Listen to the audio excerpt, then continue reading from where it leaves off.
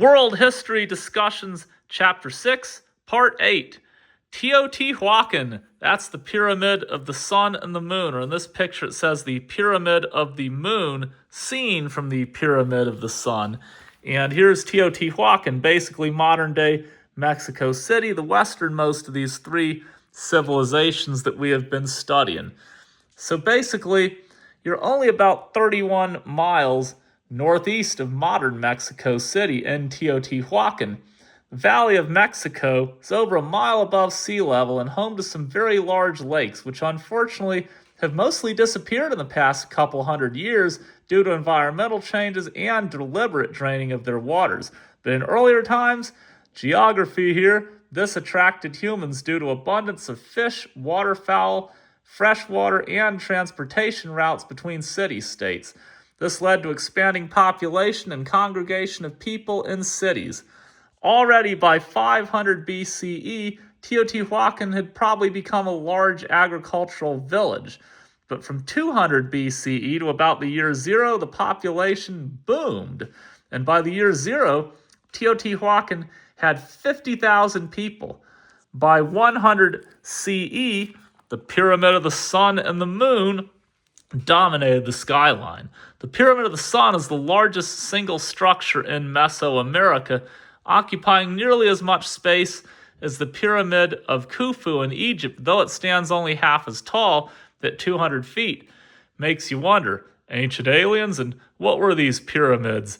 Basically, teleportations to outer space all around the world? I'm joking. I know people that are into that stuff, and to me it's conspiracy theories, but I'm not entirely sure. It is pretty funny how pyramids are built in societies like Mexico that probably had zero contact with Egypt way back in these ancient days. But it's just kind of cool. Now, yeah, it's only about half as tall as the Pyramid of Khufu, which if you remember from Chapter 3 discussions, that pyramid was over 400 feet tall and was the largest man-made structure in the world until 1311.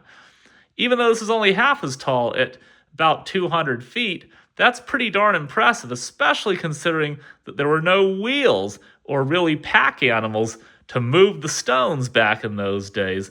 That's the crazy part. They did all this without the wheel. But anyway, the high point of Teotihuacan wasn't even in 0 to 100. It was later. 400 to 600 CE was the high point of Teotihuacan, right alongside the high point of the Mayans, interesting enough. So the Mayans' high point was 300 to 700.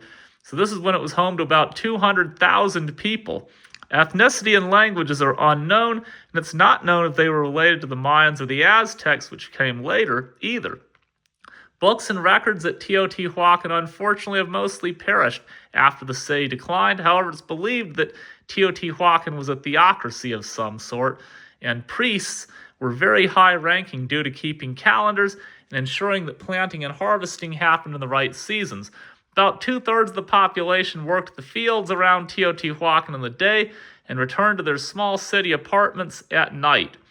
Artisans made obsidian tools and fine orange pottery, which they traded as far south as Camino Juyu, modern-day Guatemala City, and as far north as Durango. There's little sign of militaries, and there were no walls in the cities, and the art rarely depicted warriors, at least before 500. However, their influence extended to much of Mexico and beyond, probably mostly through trade. If you remember, Camino Juyu fell under their influence around the year 300, forcing the Mayans to move north to Tikal. However, probably they played the ball game and adopted the Olmec calendar, and they had the Olmec symbols and writing systems and carried out human sacrifice. But between 600 and 750 CE, Teotihuacan went into decline. Increasing signs of military in the artwork, including jaguars, eagles, and coyotes, all symbols of warfare, imply that suddenly people probably were jealous and wanted their goods, and probably invaded them. Anyway, around the year 750, invaders sacked and burned the city, destroying its books and monuments, and after this, most residents deserted and Teotihuacan fell into ruin. Wow, that's pretty cool though. That's the history of Mexico City, and we'll get to the Toltecs and the Aztecs not until much later in Chapter 20.